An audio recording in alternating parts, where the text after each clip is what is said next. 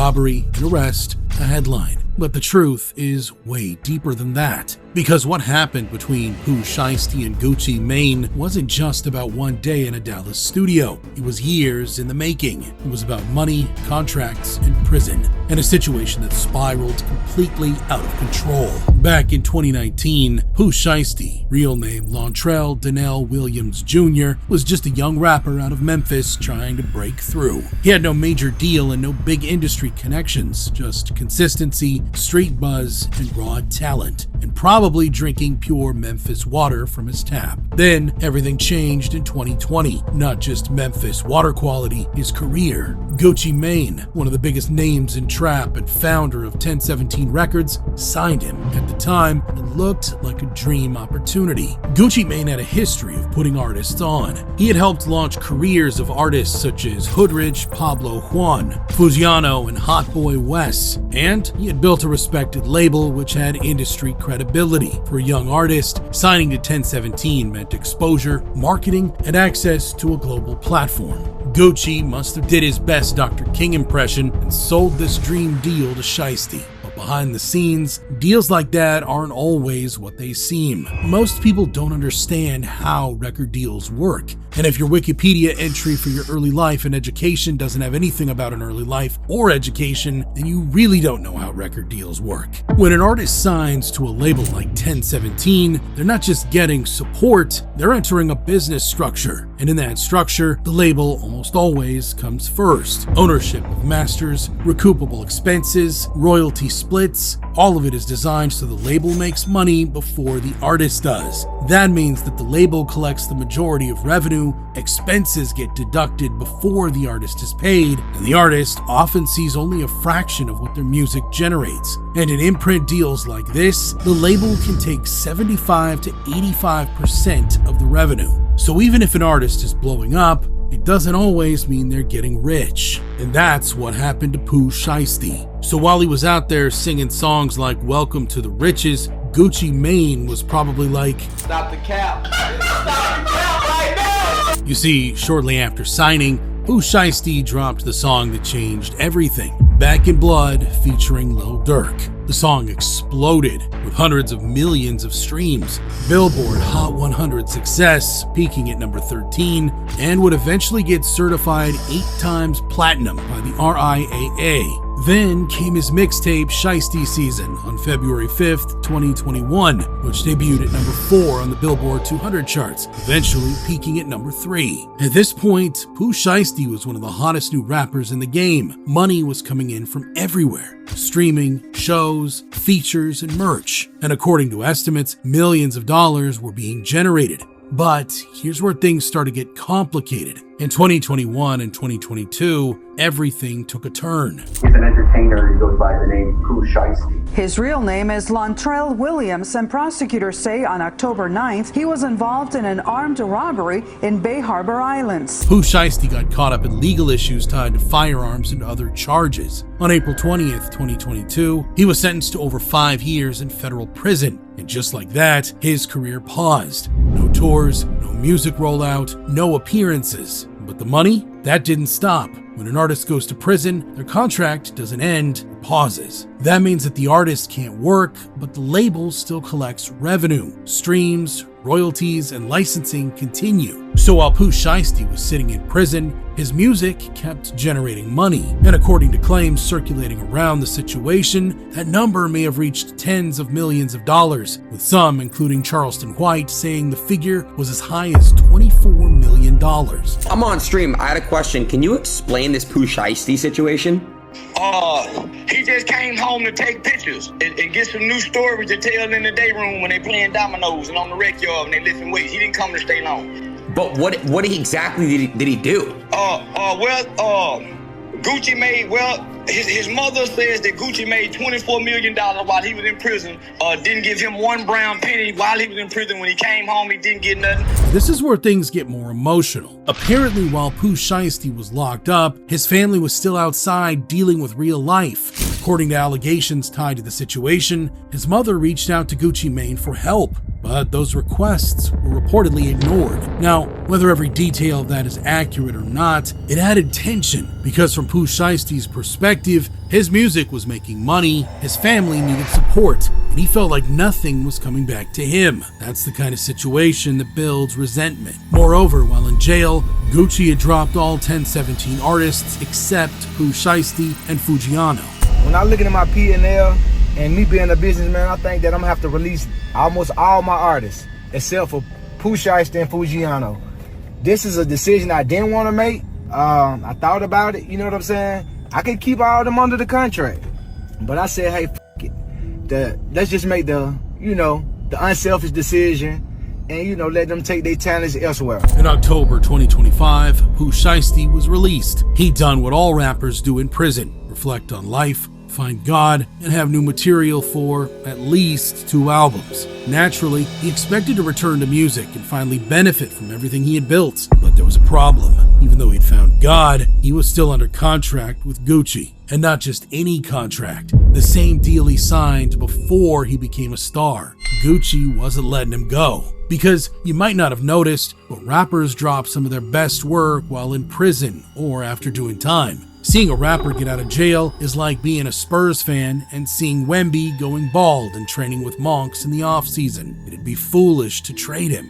But there was a problem brewing, because at the same time, there were rumors of new opportunities, including a potential deal from Yo Gotti's CMG Records. But he couldn't take them because legally he was still tied to 1017 Records. Fast forward to the end of January 2026, unconfirmed reports surfaced that Pooh Shiesty had signed to Yo Gotti's label, CMG Records. But in the weeks leading to the CMG deal, Pooh Shiesty had made a decision that may have killed his career. It was at some point after his release that Pooh Shiesty reportedly confronted Gucci Mane directly. According to federal prosecutors, everything came to a head on January 10th, 2026. That day, Gucci Mane flew into Dallas, Texas, with members of his team and security for a business meeting. He believed he was there to sit down with Pooh Shiesty and discuss contract issues, possibly even renegotiate terms or figure out a way forward. They arrived at a recording studio inside an office building, but there was a delay because the studio wasn't open yet. Latrell Williams Sr., Pooh Shiesty's father, would make calls to the owner of the studio to let them in. He would later be seen on surveillance footage captured at another business located in the same office building on the same floor as the recording studio, making calls. So while they waited, the group stepped out, grabbed drinks, and returned later once the building was accessible. Pooh Shiesty's group included him and his dad, Big 30, Baby Slime 375, KD, CMO Deadfool, Mookie Roo, Glizzy 375, and DeMarcus Glover. The same surveillance camera would capture all of them entering the studio by mid-afternoon. And while Gucci Mane and his team were inside the studio reportedly relaxed, even watching TV, other movements were happening in the background. At least one individual was seen leaving briefly, returning with a bag slung over his shoulder. At this point, what was supposed to be a business meeting was starting to look coordinated. Pooh Shiesty, who had an ankle monitor, would be overheard talking on his cell phone, potentially with a probation or parole officer, stating that his caseworker had given him permission to be out for rec time. From what Gucci and his group could hear, Shiesty would be informed that was not the case, and he needed to return immediately. Gucci Mane would tell Shiesty that they could reschedule their studio session, but Shiesty requested to speak with Gucci privately in the recording room. This wasn't unusual. Contract discussions are often handled one-on-one, so the two of them, along with Pooh Shiesty's dad, who's also his manager, and rapper Big 30, went into a separate recording room. That's when everything escalated. According to the FBI affidavit, Pooh Shiesty presented paperwork, specifically documents meant to terminate his contract with 1017 Records. He told Gucci Mane to sign, and Gucci refused. An argument broke out, with things taking a serious turn. Prosecutors allege that at that moment, Pooh Shiesty asked Big 30 to bring his bag, where he reached into and pulled out a black AK-style pistol. He pointed it directly at Gucci Mane and demanded that he sign the paperwork. This was a situation where, according to the victims, they believed their lives were in danger because they were outnumbered and surrounded with no clear way out. Big 30, deciding that at least some form of shooting had to happen, would pull out a cell phone and purported to record Gucci Mane signing the paperwork while being forced to say that he released Pooh Shiesty from their contract. Under those conditions, Gucci Mane complied. He signed. Pooh Shiesty's dad, William Sr., advised that the paperwork needed to be dated, so Pooh Shiesty then forced Gucci Mane to add a date next to his signature, which he did. But it didn't stop there. After the paperwork was signed, prosecutors say the situation escalated into robbery. Gucci Mane was allegedly stripped of valuables, including his wedding ring, watch, earrings, and cash. At the same time, in another part of the studio, other members of the group allegedly turned their attention to Gucci's team. According to the court documents, weapons were drawn and demands were made. One victim was reportedly choked to near unconsciousness while being robbed. Items taken included a Rolex watch, a Louis Vuitton bag, AirPods, wallets, and personal belongings. And throughout all of this, the victims were being held inside the studio, unable to leave. According to the complaint, the doors were blocked with armed individuals standing guard. At one point, prosecutors say the victims believed they were going to be executed. No record was made in the studio, but recordings were made outside. Based on later recovered surveillance video footage, the target suspects left the studio and the office building through the east entrance in the late afternoon. Just like that, it was over. But the aftermath was just beginning.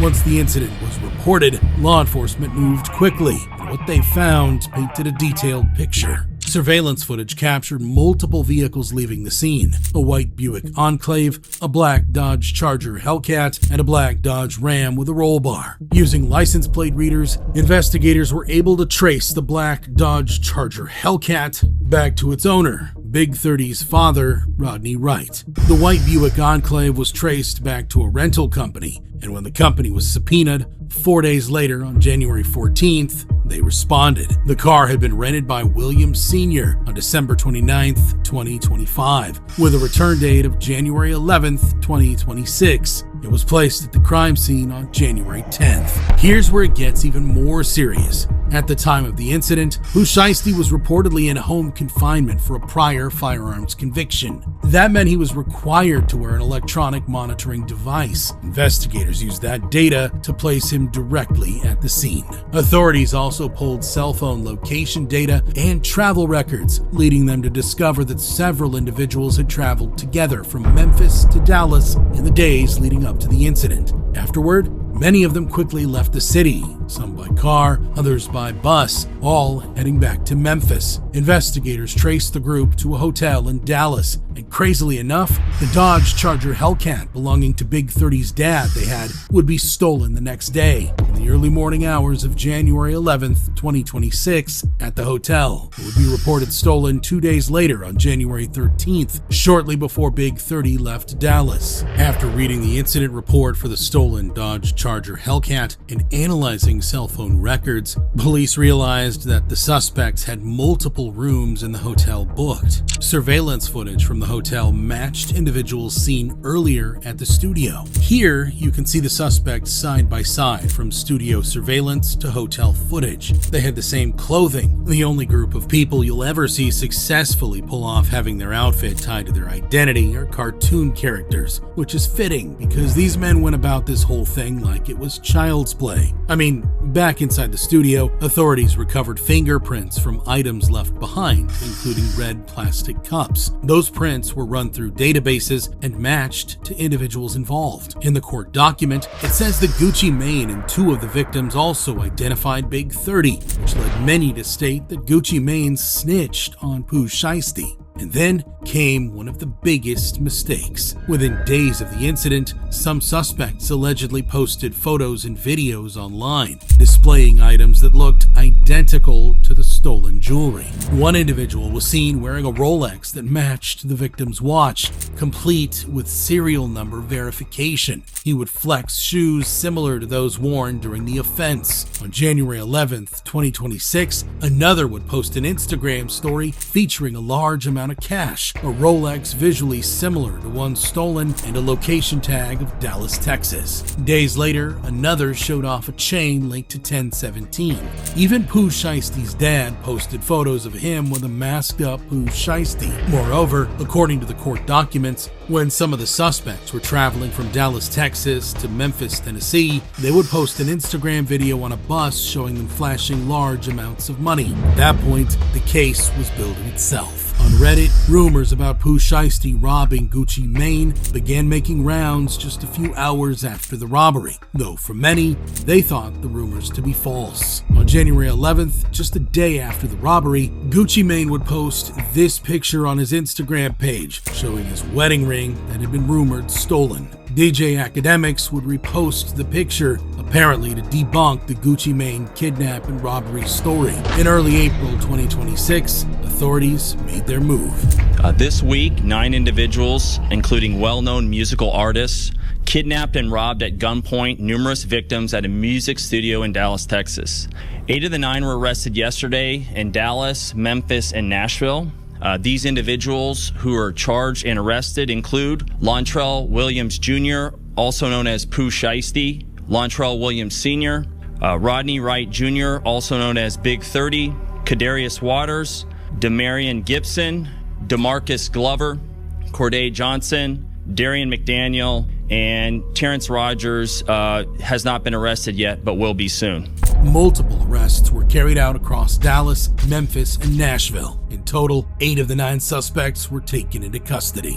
One suspect, Terrence Rogers, remained at large, but would be arrested the next day on April 3rd, 2026 in Atlanta. They were charged in federal court with kidnapping, armed robbery, and conspiracy.